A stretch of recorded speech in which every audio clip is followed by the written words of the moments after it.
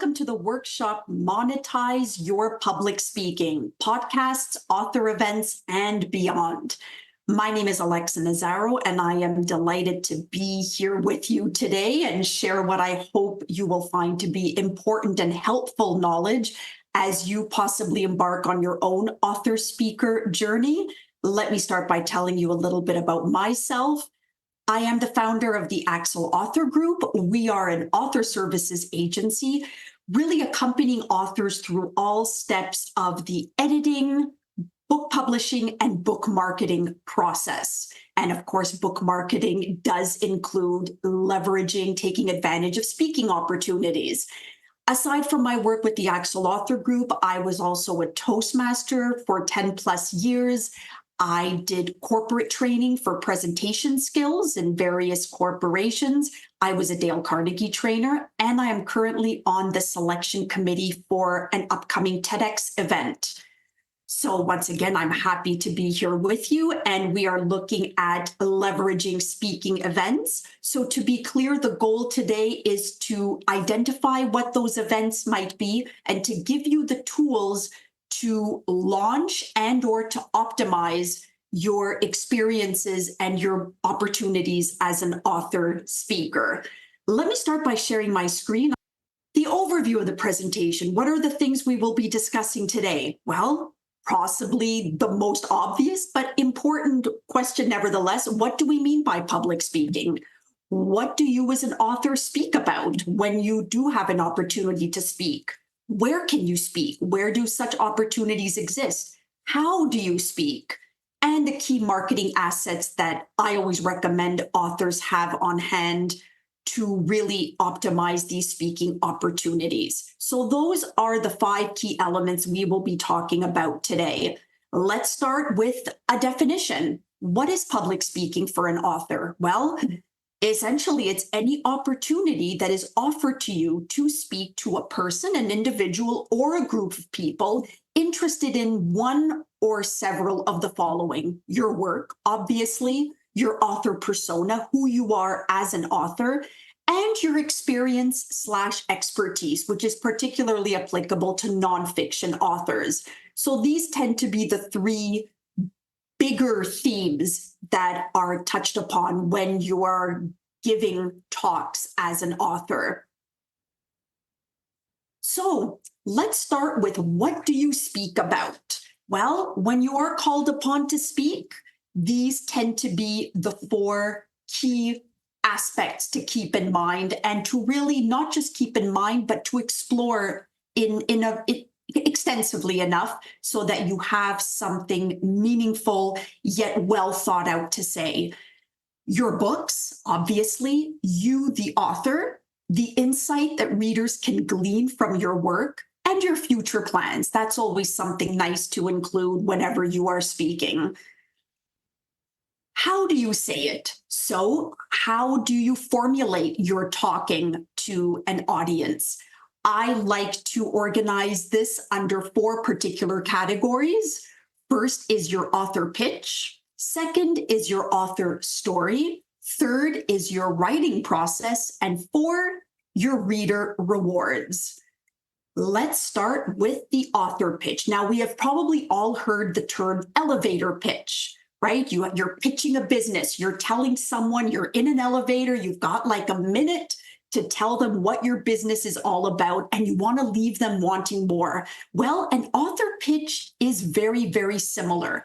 I don't recommend necessarily timing yourself, but the idea with an author pitch is in one single sentence, touching upon all the important things that a person has to know, not only to understand the work that you do, but again, as with the elevator pitch, leave them wanting more.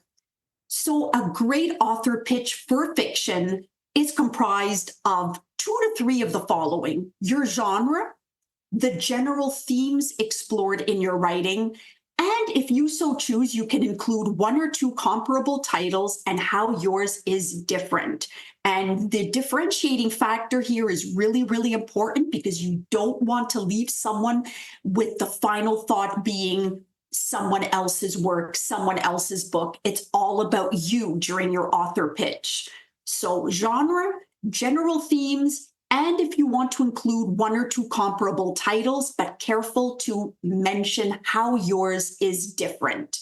So this is what an author pitch, that's the anatomy of an author pitch for fiction writers. Let's look at the anatomy of an author pitch for nonfiction writers. Here we're talking about topic instead of genre. What is the topic you write about? What are the general themes explored in your writing? And how do readers benefit from your work? So those are the three elements for a nonfiction author pitch. Now let's look at some examples under each category. So here are two examples for fiction authors. The first one, I write literary fiction about small town people and the big problems they have to resolve. I write children's books featuring animals with some very important human lessons to share. So in each of these examples, what do we notice? Well, we're very specific about the genre. This is something important to keep in mind. All too often when I speak to writers and I ask them simply, what genre do you write in? They are often very tempted to say things, like, well, it's romance, but there's also a bit of thriller and there's a bit of mystery, and maybe there's even a little bit of fantasy in there. And that is fine. Is it possible for your work to touch upon more than one genre? Absolutely. But for the purposes of your author pitch, you want to keep it simple but specific. So really think about your own work and what is your primary genre. If you feel that there are really two primary genres, that's okay. You can include both, but I would not include more than two genres in your author pitch, because all of a sudden what that tells the person on the receiving end of your author pitch is that you're not 100% sure yourself what genre you write in, and that is not the impression you want to leave with anyone. Here in the first one, well, in each of these, where we learn what the person writes about, but it's also it's very intriguing. It leaves us wanting to know more. Here we've got small town people and the big problems they have to resolve. That says a lot, but it certainly doesn't say enough. So we are going to be compelled to ask more questions, which is exactly what you want. The children's book author, animals with some very important human lessons. Well, we just can't help but wonder, what are these important human lessons? So that's also an example of a really effective fiction author pitch. One thing that is really important, and you'll notice it's missing from both of these, is the synopsis of a particular book. Especially if you've only written one book, quite often authors will end up using their author pitch to pitch the synopsis of their entire book. You do not want to do that. The goal of the author pitch is to give people just enough so that they want even more. If you start talking about your entire plot for your novel or the entire outline for your book, that is not going to be effective. It's just going to overwhelm people, and frankly, they'll probably tune out. So do not include a synopsis in your author pitch. Keep it general, keep it to the big picture. Nonfiction author pitch examples. Let's look at two of these.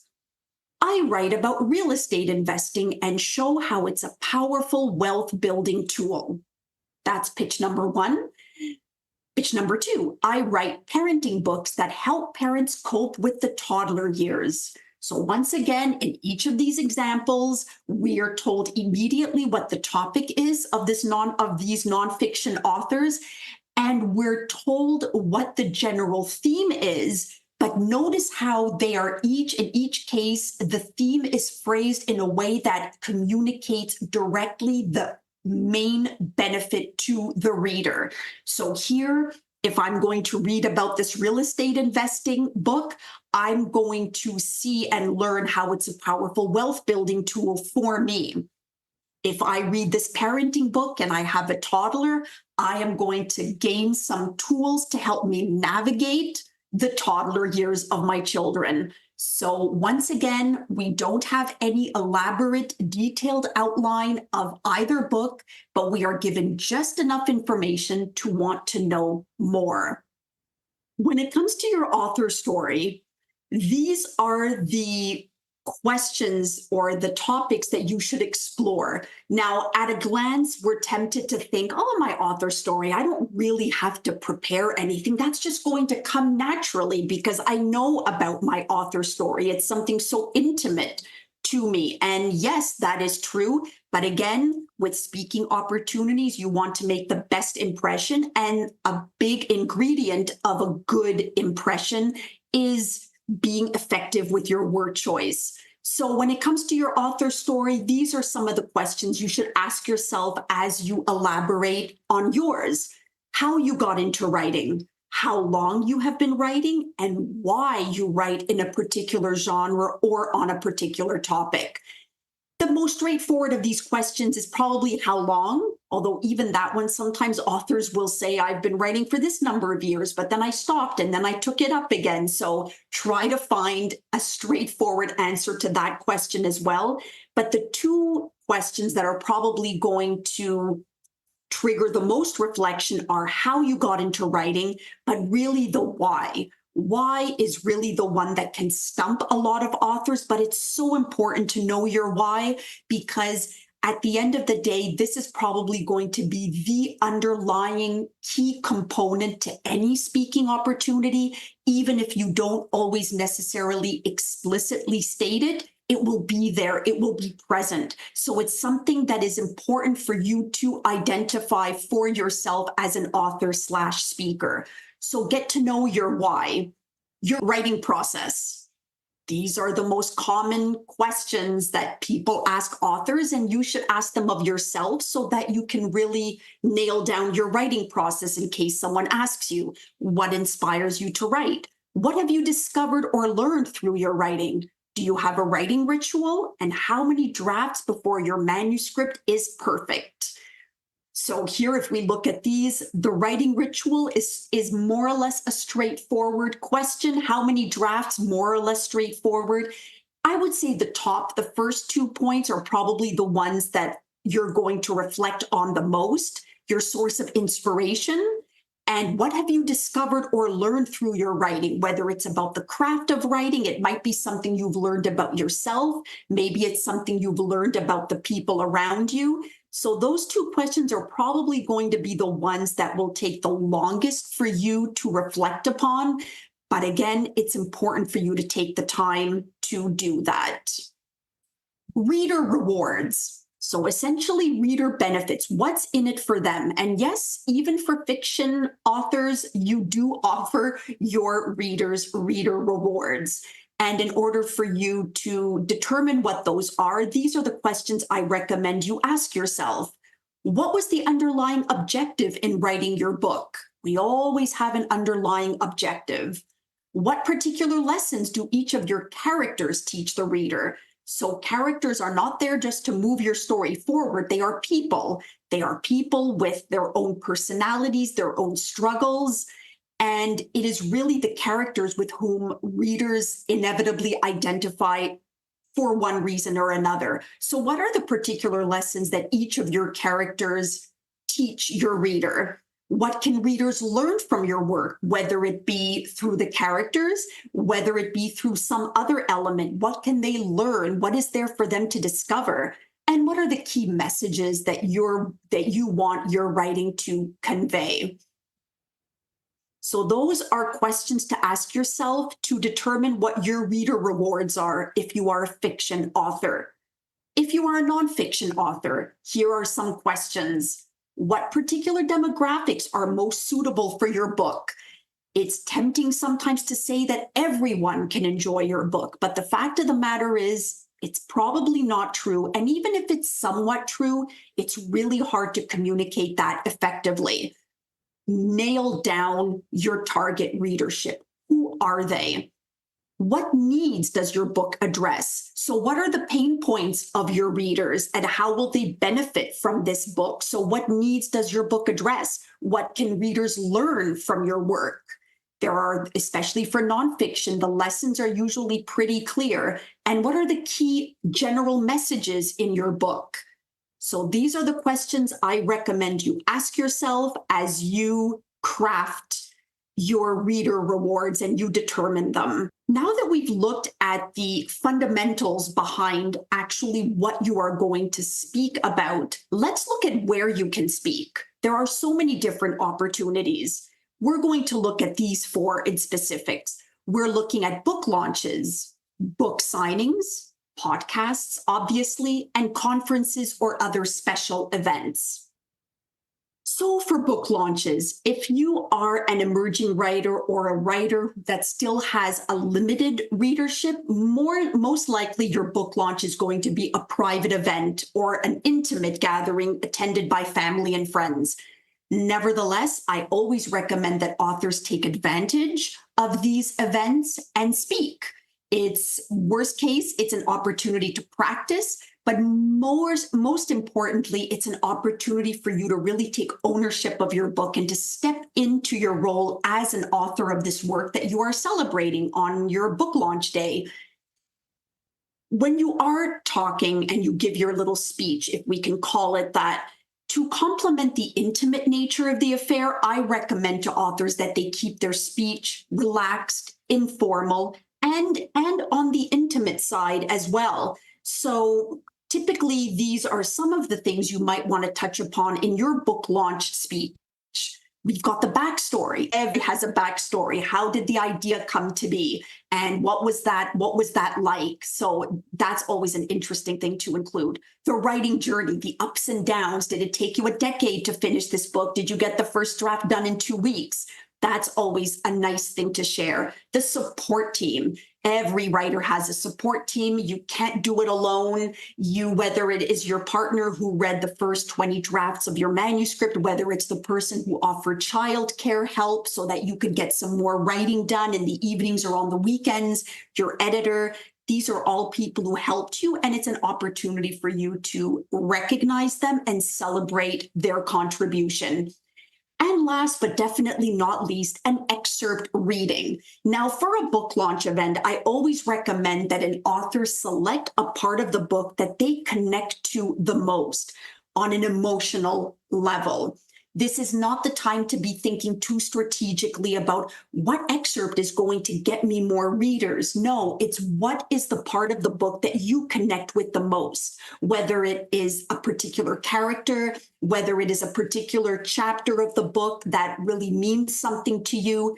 That is the excerpt that I really recommend you include in your book launch speech. Read that excerpt and not just read it, but explain to your audience why you picked that excerpt to read. And it will be a really, really powerful way to end your book launch talk. Book signings. So book signings are a little bit different from a book launch, although some authors choose to do both in the same format. But a book signing, whether it happens at a school, whether it happens at a bookstore, most commonly a bookstore, you're there to connect with your fans. You also want to convert potential readers, and you may or may not want to do an excerpt reading. In my experience, some bookstores welcome it and they're happy to accommodate it. Others would rather not. But if you have an opportunity, I strongly recommend that you do an excerpt reading. So when you connect with fans, well, this is really when you're going to talk more about your author story. You don't necessarily need to do as much of your author pitch because these are fans. These are people who already like your work. Maybe you've already written and published a previous book that they really connected with. So you don't have to do too much of the author pitch. You're going to emphasize mostly your author story.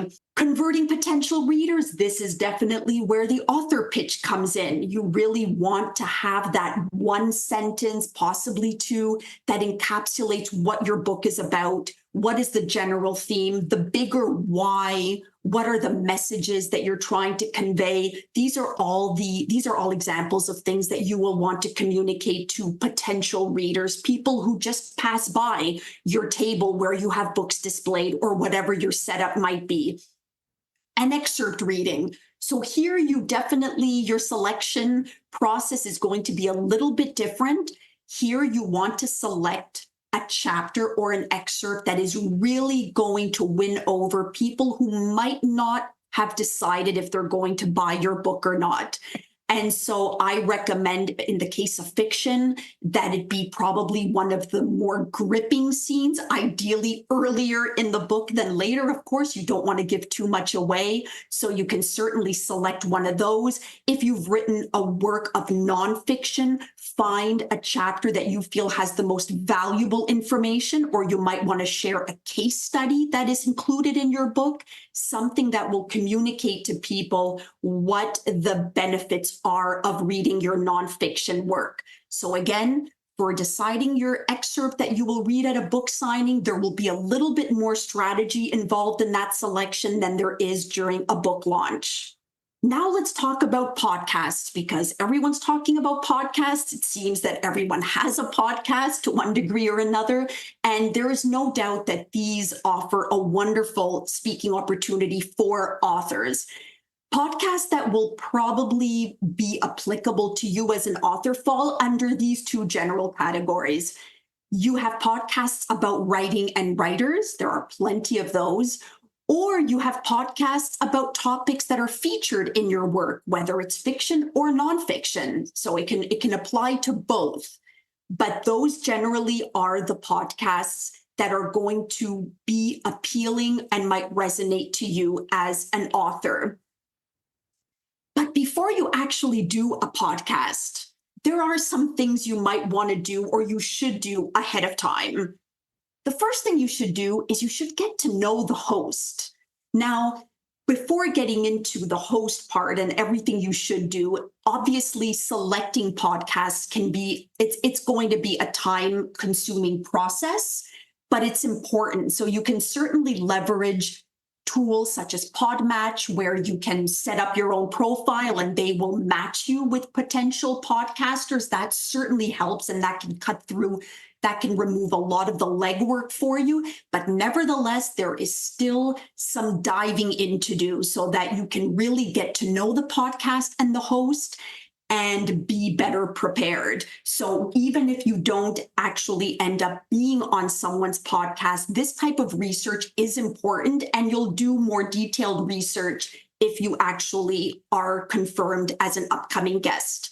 But you want to get to know the host of the podcast. So what are some ways to do that? Well, follow the host on social media and read any posted content. If they have a blog, read some blog posts, read their social media posts, like them, engage with those posts, read their bio. So pretty much every podcast has a website.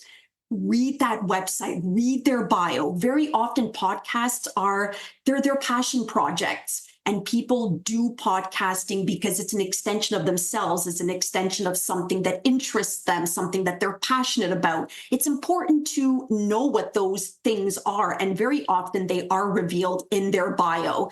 And learn how long the podcast has been active. These are just some very straightforward, but nevertheless extremely important things to know about a podcast. Listen to previous episodes. This is so important for so many reasons. Are there any previous guests that you can weave into your own content? So very often, if you take the time and listen to some previous episodes, you will come across an interview with somebody who might have written something similar to yours, or maybe they have an anecdote or a life experience that you also share. Take note of those types of guests. Are there any standard questions that the podcaster tends to ask their guests? These are things this is something you will only know if you actually listen to some episodes. And it happens quite often that a podcaster will have they kick off every single episode with a particular question, or they like to end every interview with a particular question. It certainly helps if you know what that question is, so you are ready for that. What's the average length of the interviews? I mean, I've been on podcasts that last 10 minutes. I've been on podcasts that last an hour. It's certainly helpful to know more or less what the average length of each podcast episode is. And ultimately, the goal in doing all of this research is so that you can reassure the host, indirectly, of course, but you can reassure them that this is a customized approach, that you've taken a genuine interest and you've taken time to really learn about them and their podcast. And these are efforts that never go unnoticed. They are always very much appreciated, and they will add that perceived value to you as a guest. Now that the research is done, you have to prepare to speak. You've been confirmed, you've gotten that email. Yes, we're happy to have you on. Now what do you do? Well, one of the most obvious things, but I can't emphasize this enough, is your setup. Where are you going to be speaking from? You want to be in an area where you are visible. This is really important. Minimal noise, so air conditioners nearby. It can even be things like your telephone, any kind of tablets or other electronic devices that might make noise. Get them out of the way. You'd be surprised at how much noise can get picked up. So even something like a window open, close the window, really keep noise to a minimum, and have a quality mic and headphones. Pretty much every podcaster does explicitly require this now. They want to make sure that the quality of their episode is high. So the stakes are high for them too. So you want to show up in that professional format. Now, for writing author podcasts, these tend to be the things that you are going to touch upon to some degree or another. You're going to talk about your author pitch. Obviously, that's going to come in probably right at the top. Your author story, your writing process, your reader rewards, your future plans, and your channels for connecting. So we've already talked about the first four quite in length. But future plans, those are also important to think about, and you don't want to be caught off guard. It's an example. This is an example of a question that seems so simple that we don't give it a lot of thought. And then a podcaster asks us and we stumble. I'm working on another book. It's just at this early stages, and we just ramble, and we're not really organizing our thoughts in a way. So be ready to answer that question. What are your future plans related to your books or unrelated to your work? Include that. And your channels for connecting. How do you want listeners to connect with you? This is an opportunity. You can mention your website, you can mention your social media presence, but be ready for that as well, so that people can connect with you after the episode is done. Now, for topic-focused podcasts, so what's an example of this?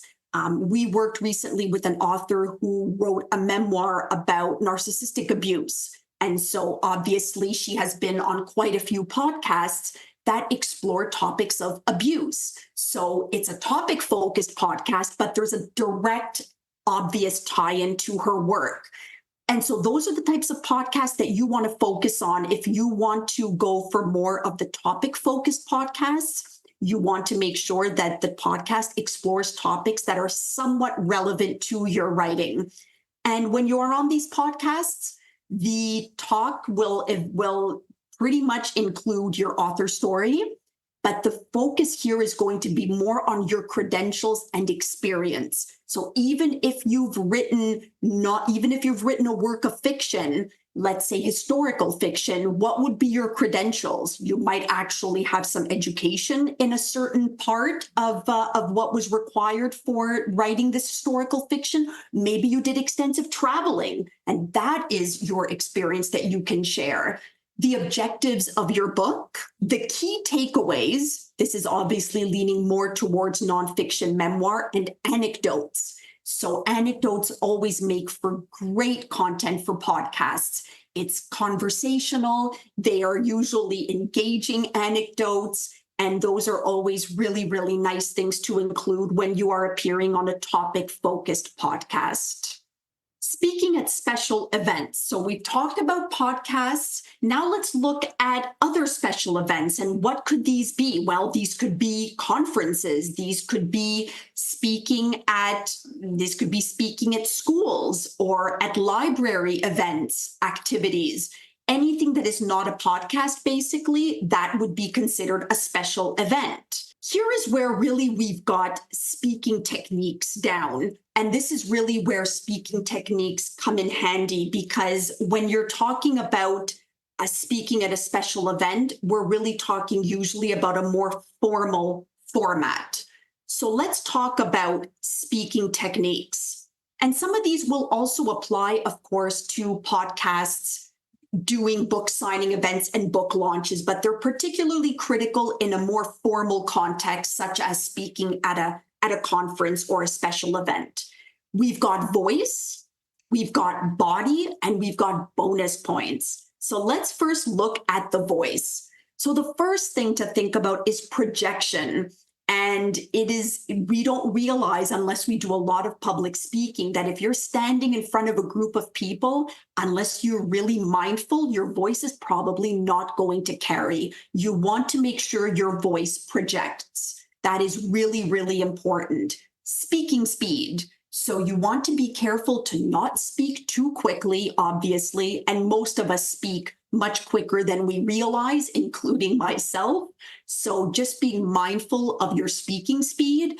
And verbal crutches. So what's an example of a verbal crutch? Well, it's one of these little words that we don't even realize we're inserting in between words that, when we're talking, things like, things like basically, is a big one. Basically is a very, very common one as well.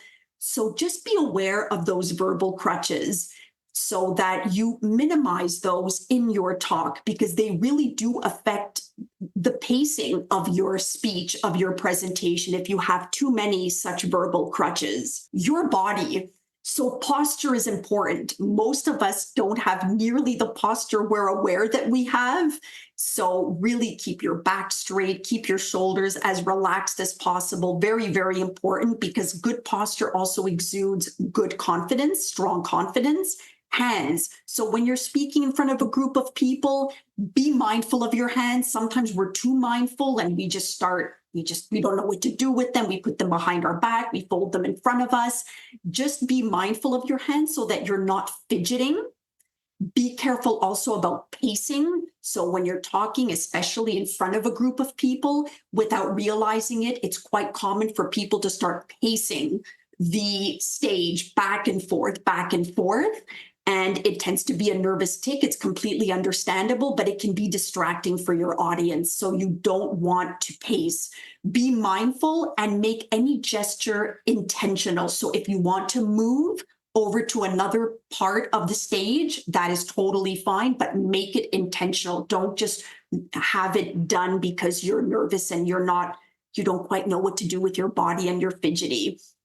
Facial expressions. You want to make sure your facial expression is relaxed. Obviously, it has to reflect whatever you're actually talking about, but try to relax your jaw, have your eyes open in terms of just being alert. So don't be too relaxed, but you don't want to be too formal, because if you're too formal, it's going to show in your facial expression. You want to exude confidence, but you also want to exude accessibility. You're open and you're ready to connect with people through your speaking. Bonus points. So what are some add-ons that you can master, or you can at least start learning to really bring your talks to another level? Thinking on your feet is really, it's so valuable to be able to think on your feet. This is particularly valuable when you have, let's say, a question and answer session at the end of a talk. Being ready to think on your feet, which of course also comes in very handy for podcasts. If you're suddenly thrown a question that you were not expecting, learn how to think on your feet. Practice that. Just practice it on your own. Ask people to just throw a question at you, and you will quickly start developing some techniques on coming up with answers for those questions. Personal stories or anecdotes, those are always really nice to include, as I mentioned before.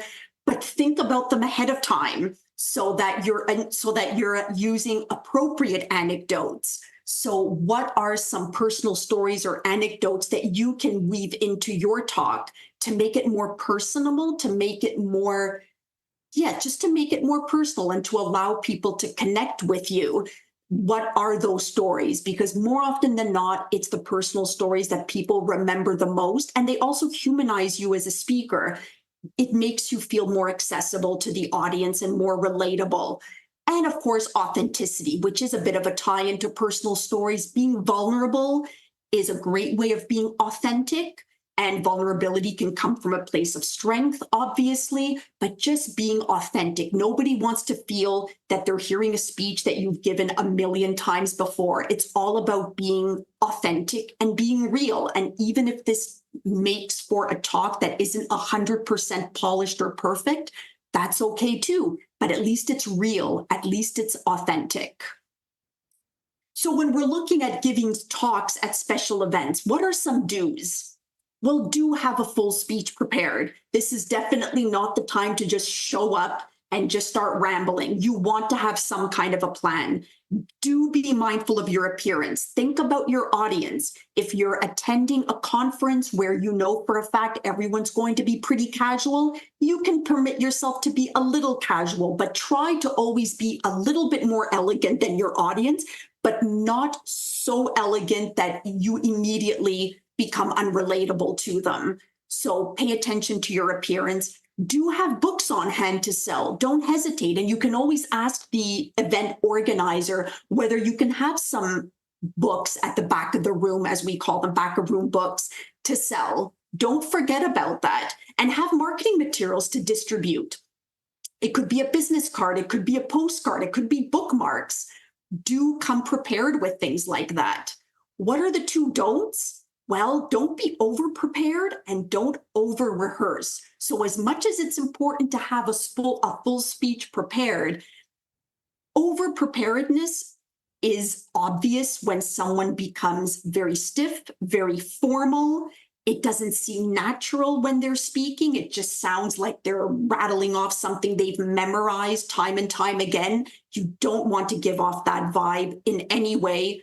And that is why you also don't want to over rehearse. Another issue with over rehearsing is we just make ourselves more and more nervous that we're going to forget something because we have been obsessing over this rehearsal that all of a sudden, what happens if we blank out? What happens if we completely forget a huge chunk of our speech? And you certainly don't want to start a talk or a presentation with that fear front of mind. So be prepared, but don't be too prepared.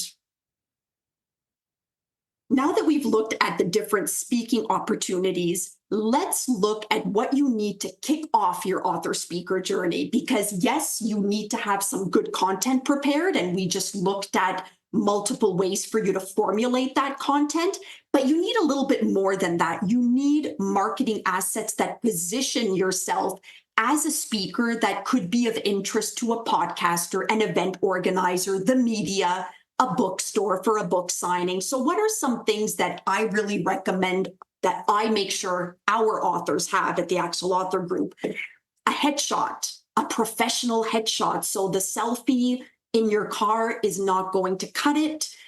It's so important to have a professional headshot. And this doesn't necessarily mean you have to hire someone if that's not in your budget, but you do have to make sure that you take a good, clear picture with good, proper lighting, and that can be your headshot. A press kit. We'll look at that in a second. A pitch sheet. So a press kit is a multi-page document that really positions yourself as a person of interest and of relevance to any media outlets. A pitch sheet aims to accomplish the same thing as a press kit does, but typically on a single page. We've got a cover letter or an email. More often than not, it's an email these days, obviously, but a good, powerful letter email and a bio, an impactful bio for introductory purposes. So let's look at some samples that we at the Axel Author Group have done for authors. So this is an example of a fiction, of a fantasy middle grade author. This was her press kit that she also was using to pitch to schools. So you see, you've got a really, really nice design. It's so important that your design be absolutely beautiful, a font, contact information. So this is one example. Then we've got some pages from another press kit that we're doing for an author who's written a collection of folk tales. So here we've got his book page where he talks about his book. And here we've got some samples of Q&A, talking points, so that very often media particularly find this helpful. Instead of them having to figure out questions to ask you, you can already make the job much easier for them by featuring yourself in a Q&A in your press kit. Then here we've got another press kit for a woman who wrote her memoir about abuse. So here we've got her bio, and here we have her talking points. So these are examples of talking points. What are some topics that you are comfortable and or qualified to speak about that the media might find interesting, media or podcasts would find interesting? Now, your pitch email, this is really, really important. Once you have figured out a media outlet that you would like to pitch to, or a podcast or an event, you have to pitch yourself. And the email is vital in that step. So obviously, you're going to introduce yourself. You're going to provide a short description of your work with the focus on the value you bring to the podcast in this case, or to the event. What is the value that you can bring? Why would in the case of a podcast, why would their listeners really appreciate an episode featuring you? Mention that you've listened to some of their episodes and compliment them on their style. So again, if we're talking about podcasts, mention that you've listened and compliment them, but you don't keep it general, be specific. Maybe you love the way they connect with their guests. Maybe you find that they have a wonderful sense of humor. Whatever the case might be specific in your compliment, because that is really a personal touch. And of course, keep it short.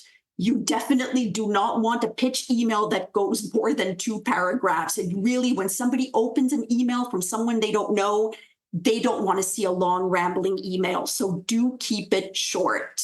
Now, on top of all of this, what I recommend you do is, we were just talking about your press kit. Well, I also recommend that authors include a press room or media page on their website. So I'm going to assume that as an author, you have a website. If you don't, I strongly recommend you get one, especially if you want to leverage speaking opportunities.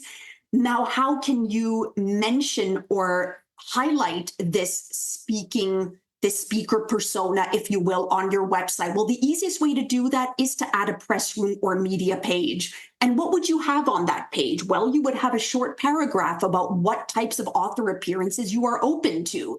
It's better to be specific. A list of your main talking points. So like we just saw previously, a list of talking points, topics that you consider yourself qualified to speak about.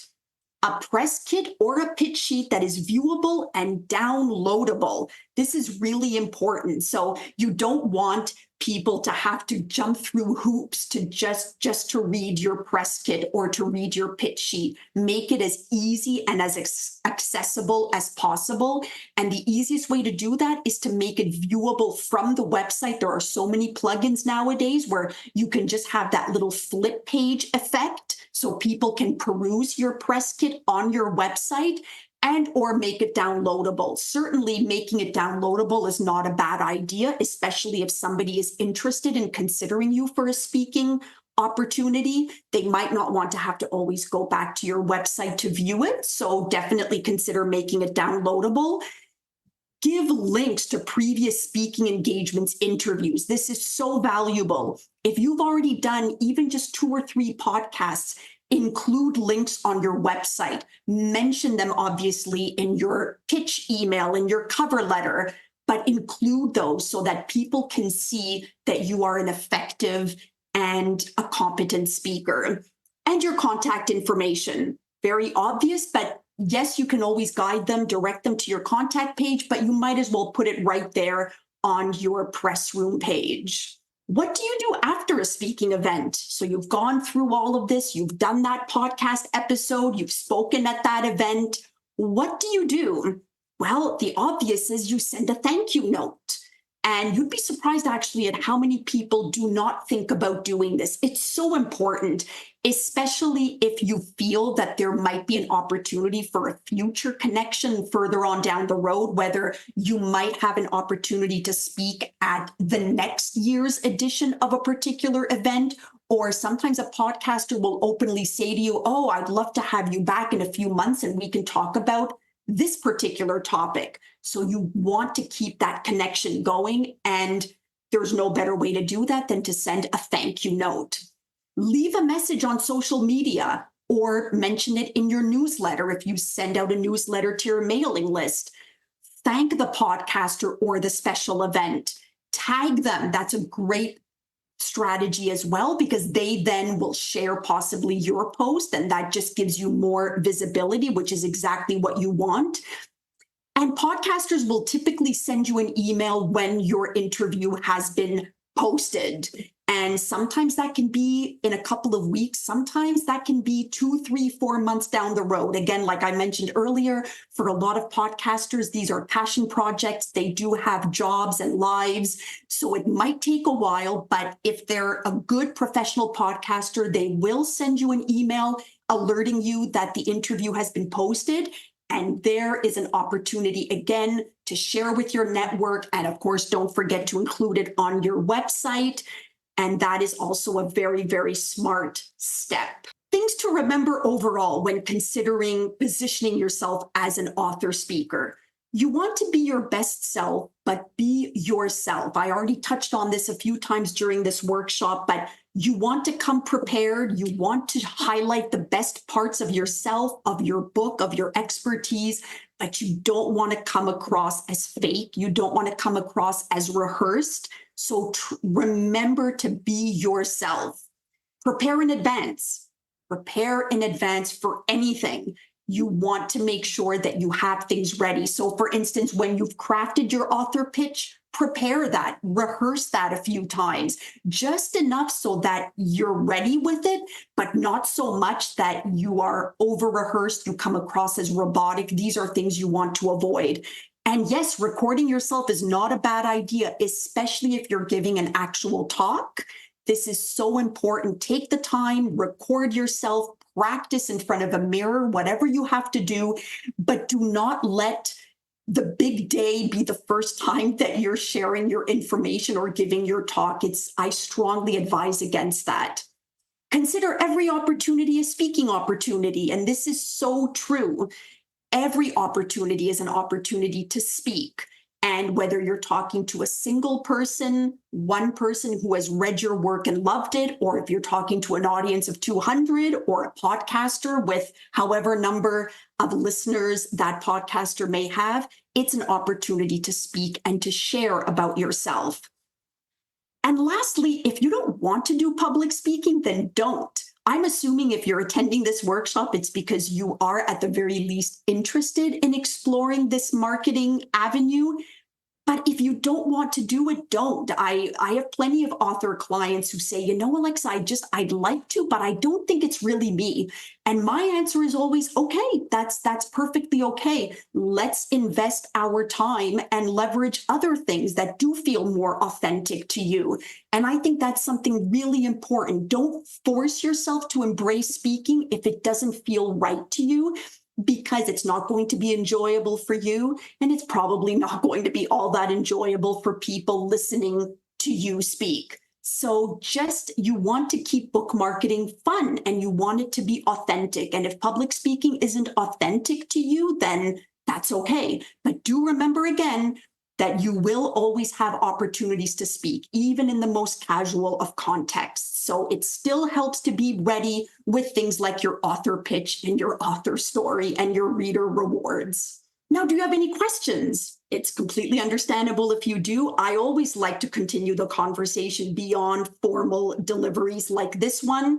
I'm giving you here my email address, alexa@axelauthorgroup.com. You can also connect with me on LinkedIn and shoot me your questions, or if you want to just continue the conversation, and I will be very, very happy to continue that with you off this workshop. So I thank you very much for attending this workshop on monetizing public speaking. I hope that you have gained some tools and insight on how to explore, leverage, and optimize the many speaking opportunities that are available to authors across all genres. Thank you so much.